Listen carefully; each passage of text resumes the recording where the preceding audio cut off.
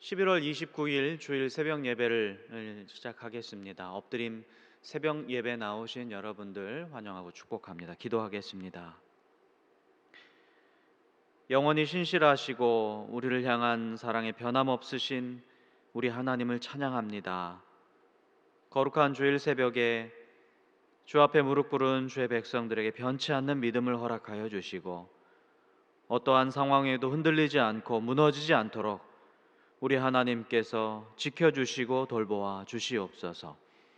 하나님을 의지하는 백성들에게 흡족할 만한 말씀을 허락하여 주시고 채워주시고 풍족하게 하여 주셔서 기쁨이 넘치는 주님의 날 되게 하여 주시옵소서. 예수님의 이름으로 기도드립니다. 아멘.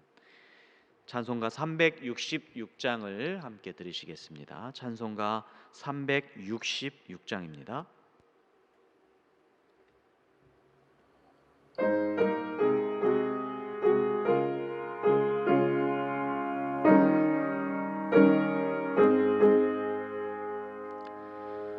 어두운 내 눈 밝히사 진리를 보게 하소서. 진리의 열쇠 내게 주사 참빛을 찾게 하소서. 깊으신 뜻을 알고자 엎드려 기다리오니 내 눈을 뜨게 하소서. 성령이요 막혀진 내 귀 여시사 주님의 귀한 음성을 이 귀로 밝히 들을 때에 내 기쁨 한량 없겠네. 깊으신 뜻을 알고자 엎드려 기다리오니 내 귀를 열어주소서. 성령이요 봉해진 내 입 여시사 복음을 널리 전하고 차가운 내 맘 녹여주사 사랑을 하게 하소서. 깊으신 뜻을 알고자 엎드려 기다리오니 내 입을 열어주소서.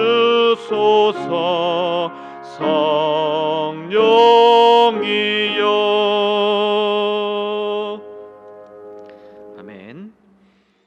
오늘 이 새벽에 우리에게 허락하여 주신 하나님의 말씀은 구약성경 다니엘 6장 3절에서 14절까지의 말씀입니다. 다니엘 6장 3절에서 14절까지의 말씀입니다. 여러분들 가지고 계신 생명의 삶 154페이지에 있습니다. 제가 봉독해 올리겠습니다.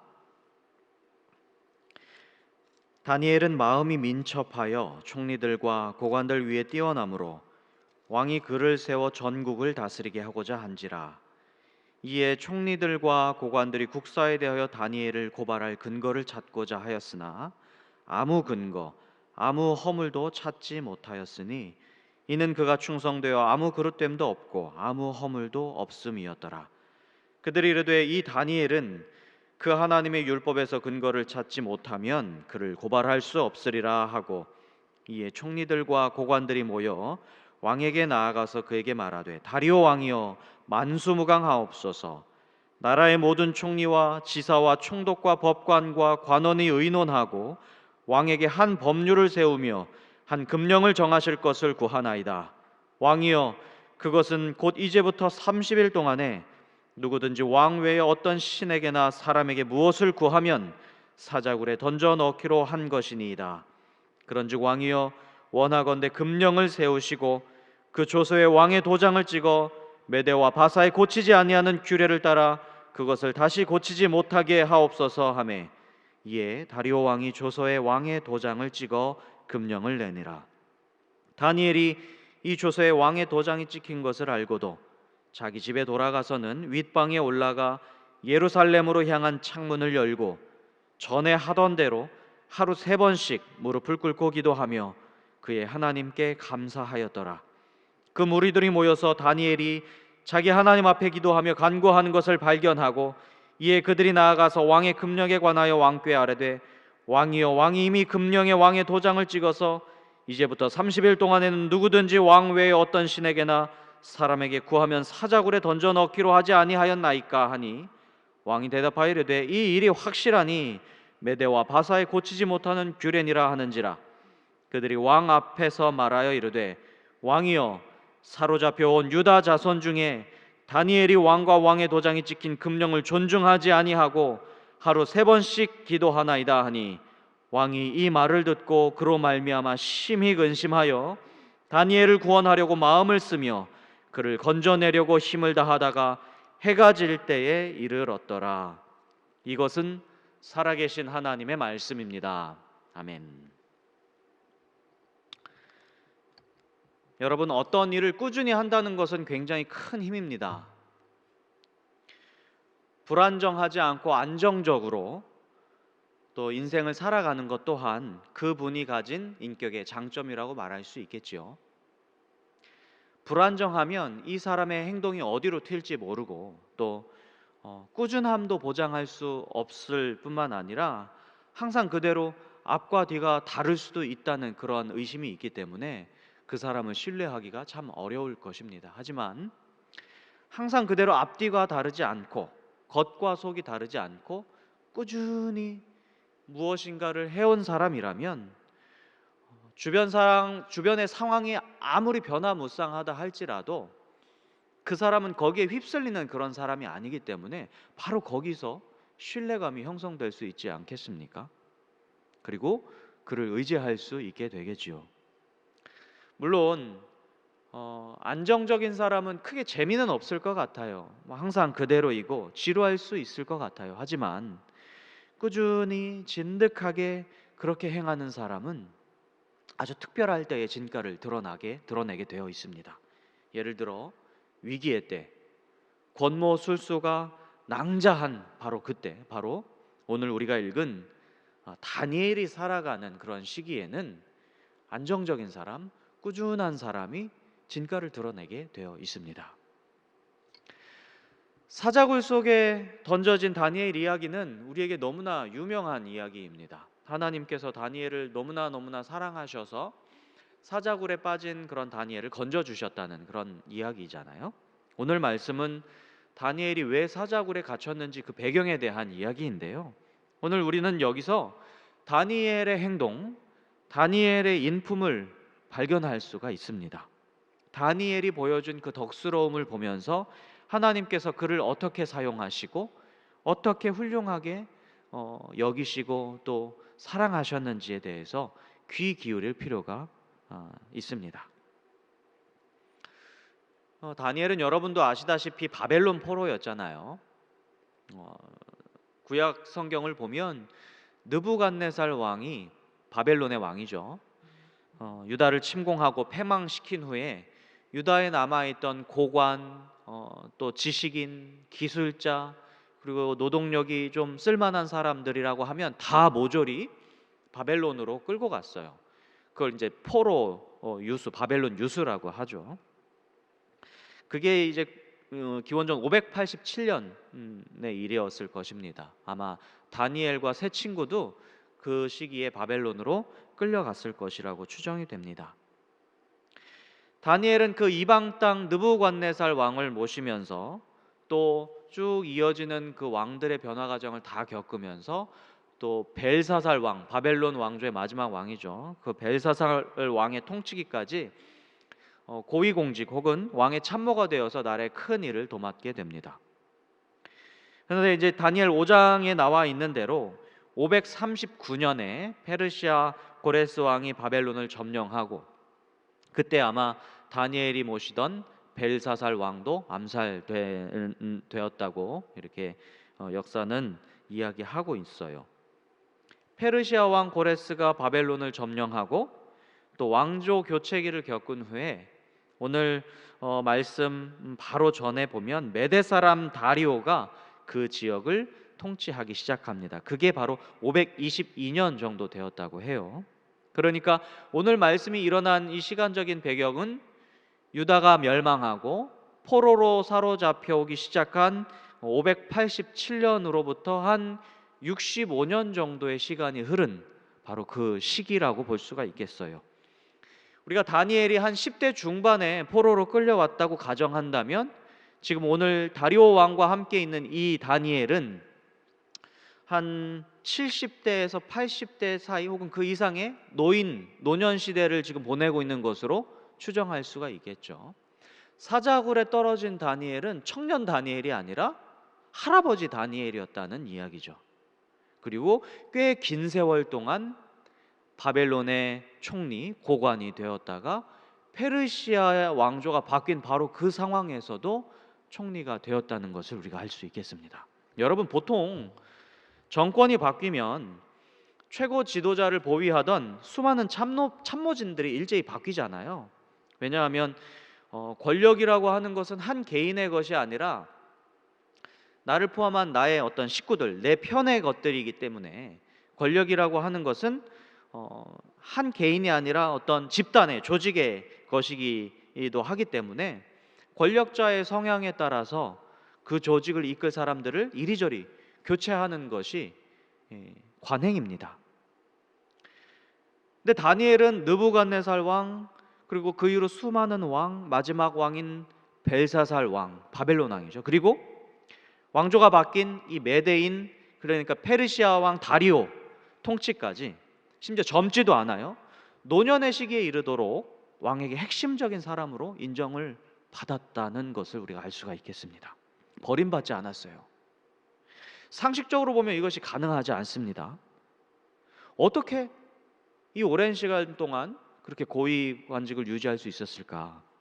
지독한 기회주의자였을까요? 혹은 살아남으려고 막 발버둥을 치던 사람이었을까요? 그래서 인간 승리한 건가? 아니면 권력에 아첨하면서 자기 혼자 살아남는 그런 어떤 앞잡이? 보통 오랜 시간 그렇게 정권이 바뀌는 데에도 그렇게 살아남고 유지하고 있는 사람들 보면 이런 편견을 가질 수 있는데, 다 우리가 아는 다니엘은 그렇지 않지 않습니까? 도대체 어떤 인품이 그를 이렇게 오랫동안 모범적으로 또 본이 되는 그런 삶을 살 수 있게 했을까? 우리 오늘 말씀 3절을 보니까 다니엘은 마음이 민첩하여 총리들과 고관들 위에 뛰어남으로 왕이 그를 세워 전국을 다스리게 하고자 한지라. 그러니까 다니엘이 페르시아 2인자가 된 거죠. 어떻게 보면 그러니까 마음이 민첩하고 실력이 뛰어났다는 것은 특히 그 당시에 어지러운 전국을 이끌어갈 통찰과 지혜가 있었다는 것을 의미할 수 있습니다. 그리고 그간 다니엘이 보여준 지혜는 어떤 인간의 지식이 아니라 굉장히 신적 차원의 지혜였어요. 미래를 내다보거나 꿈을 해석하거나 영적인 차원을 보면서 계시를 받거나, 그래서 그것을 통해서 다니엘은 신이 함께한다, 특히 여호와 하나님이 함께한다라고 하는 것을 왕들에게 지속적으로 보여주었습니다. 그리고 그 누구보다도 그 실력이 탁월했다는 것을 오늘 말씀은 기록하고 있어요. 명민한 왕조가 여러 바뀔 때마다 더 탁월하게 나타났는데 어떤 왕의 성격, 왕의 정책, 그 왕의 장단점, 그 왕이 다스릴 세상과 주변 전국의 상황을 누구보다도 빠르게 이해하고 대책을 세워왔을 것입니다.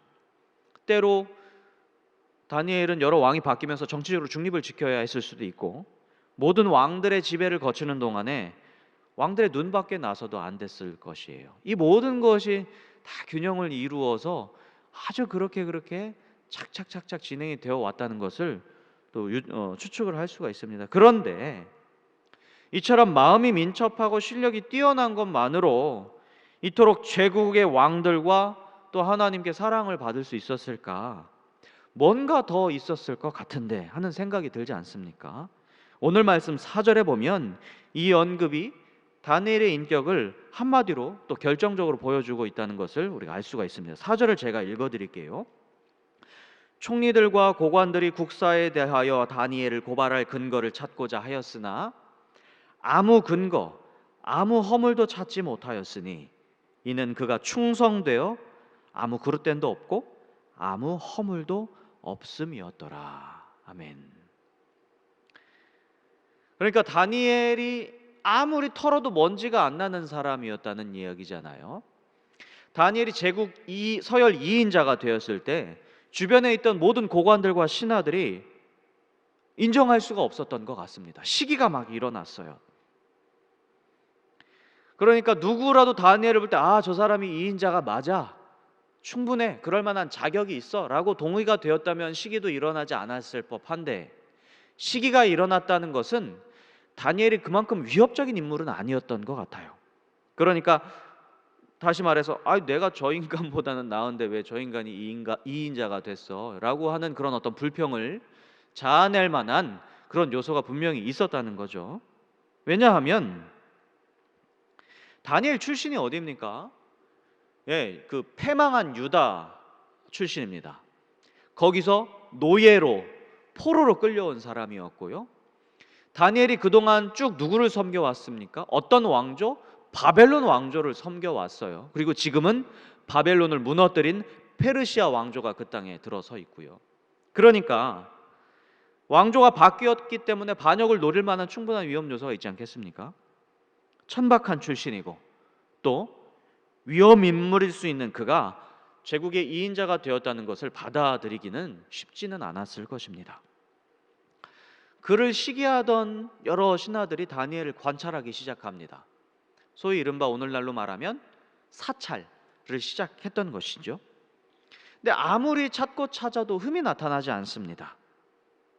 매우 규칙적인 삶을 살고 있었고 어떤 더 높은 권력을 향한 욕심이 보이지도 않습니다.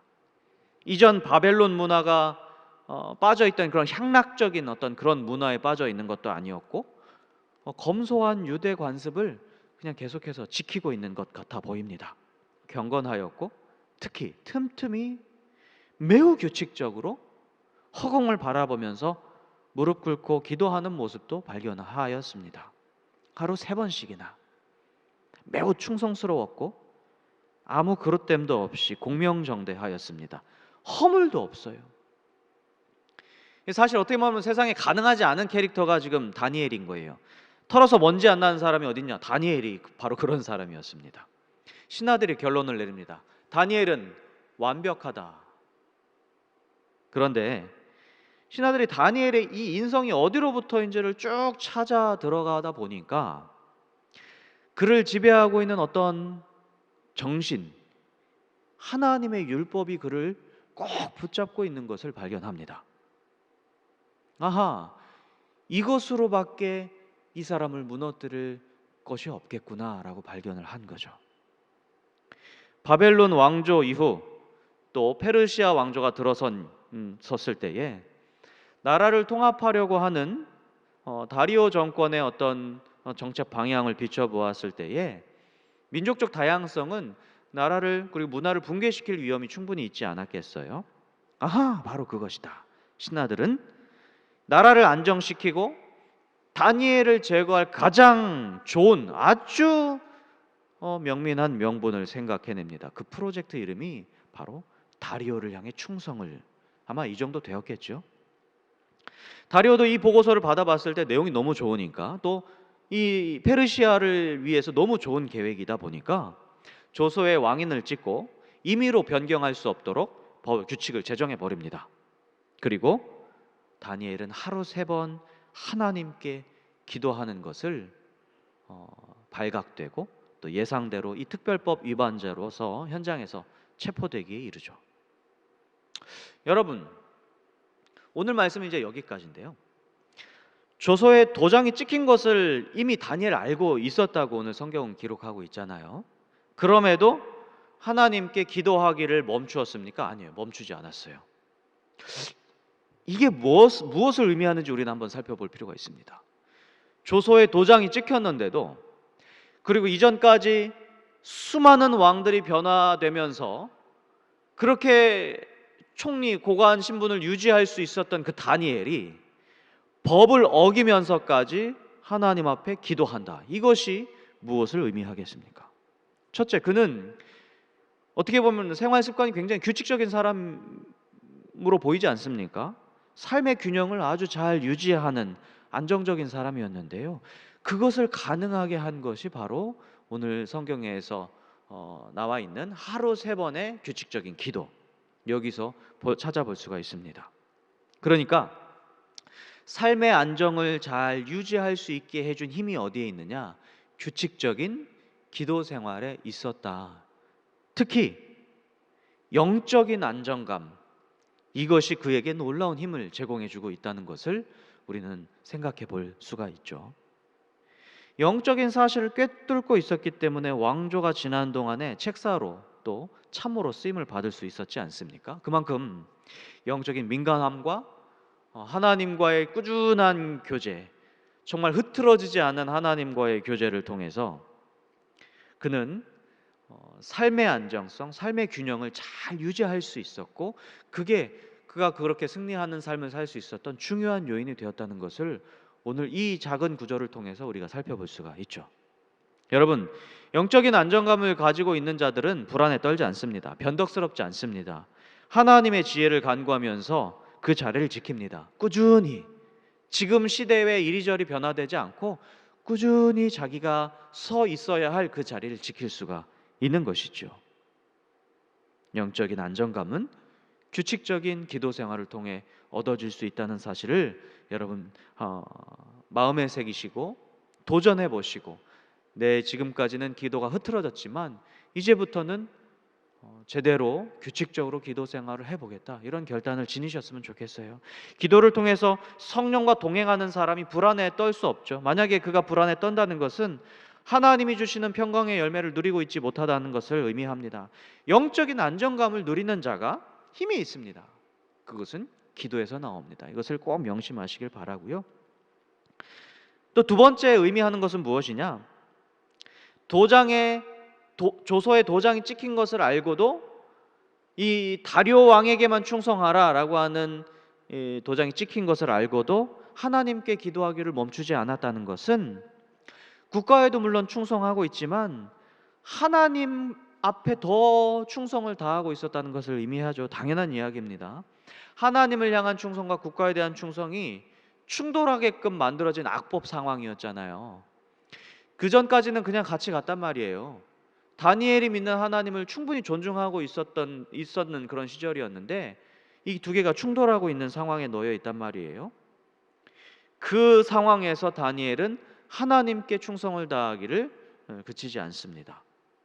내 앞에 이익이 사라지고 내 삶이 여태껏 정말 수십 년간 쌓아온 삶이 송두리째 뒤흔들리는 그런 일이 내 앞에 있다 할지라도 그는 충성심을 버리지 않습니다. 왜냐하면 가장 위대한 분께 충성한다, 가장 강하신 분, 가장 옳은 분께 나는 충성한다, 그분이 누구냐?